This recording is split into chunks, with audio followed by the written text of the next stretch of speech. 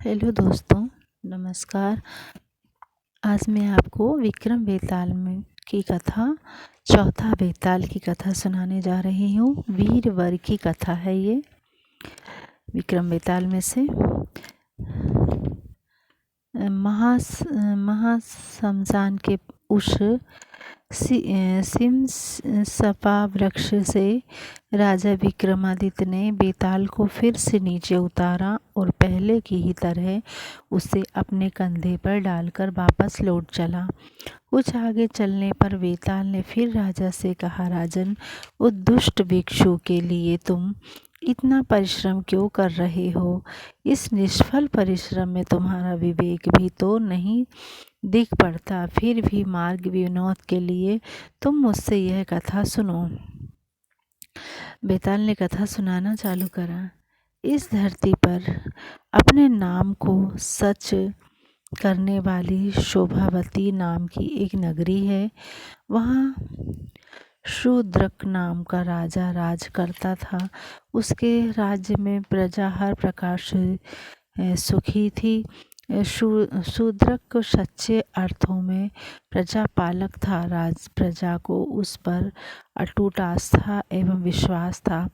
वीरों पर प्रीति रखने वाले उस राजा के पास नौकरी करने की इच्छा के से एक बार मालवा से बीरबल नाम का एक ब्राह्मण आया।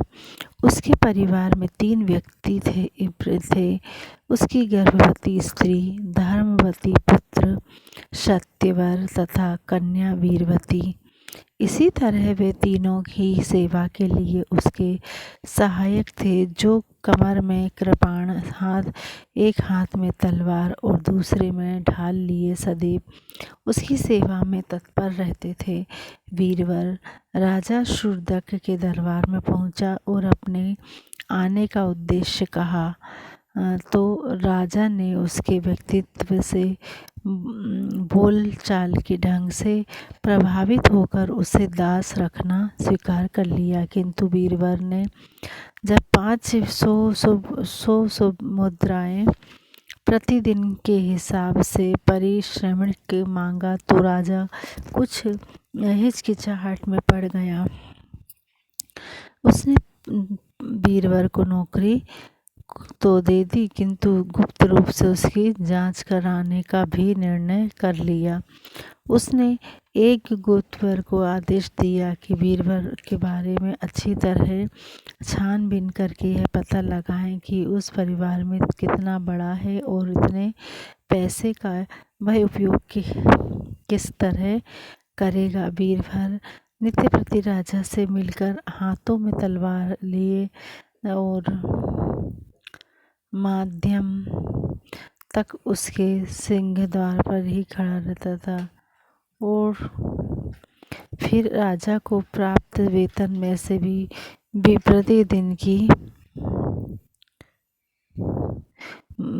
स्वर्ण मुद्राएं उसकी असली पत्नी को घर के खर्च के लिए दे देता था। बाकी 4 की स्वर्ण मुद्राओं में से एक सुवर्ण मुद्राओं की वस्त्र, आभूषण और तम्बाकू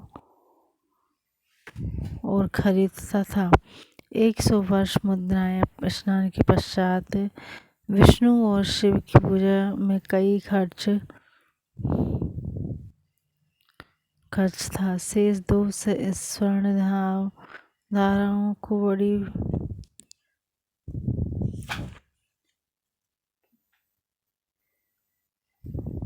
बड़ी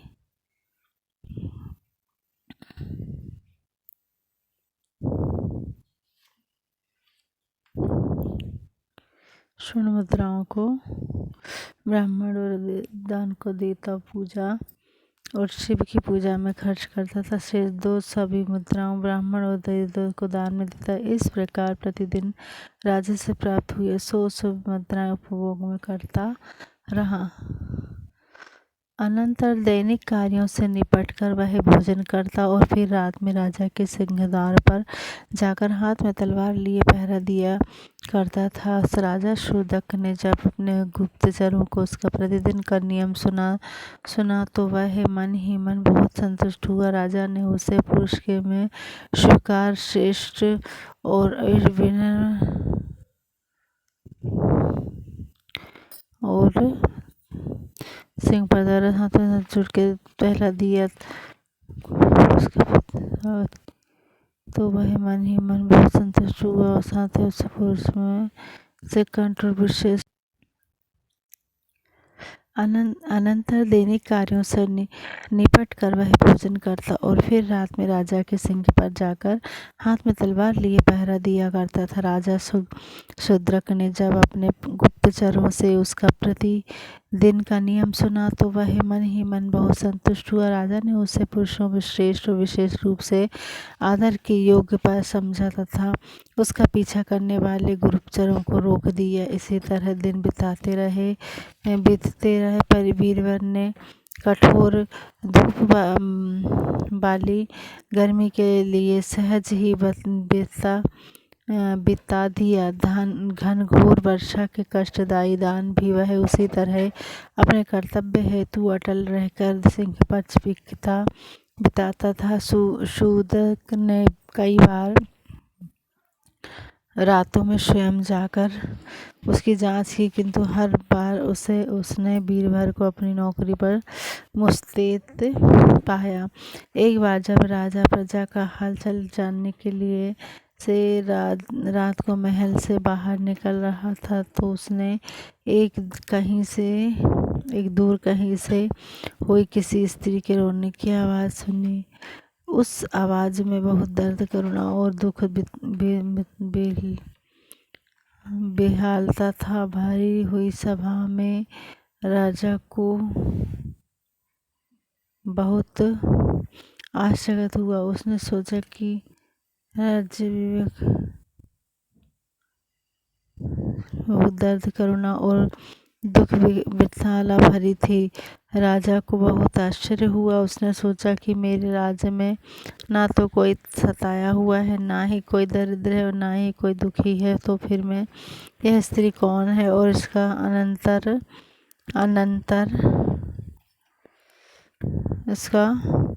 यह स्त्री कौन है और इस भयंकर रात्रि में जब यह सर्वस्त्र भी घनघोर वर्षा में हो रही है तो क्यों इस प्रकार यह कर्नार्दन कर रही है। राजा को उस पर बहुत दया आई। उसने बीरबल से कहा, बीरबल, दूर कोई भी स्त्री करुण भाव द्वारा में रहने वाली हो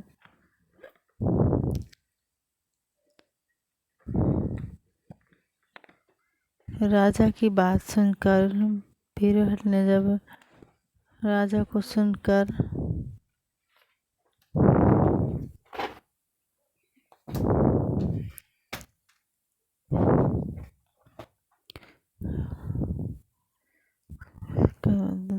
रहे थे, जैसे ही कष्ट पड़ने पर आदर बेचैन हो युवक बीरबल को इतनी कर्तव्य निष्ठा के साथ ऐसे बुरे मौसम में राजा आज्ञा का पालन करने में राजा आज्ञा का पालन न करने के लिए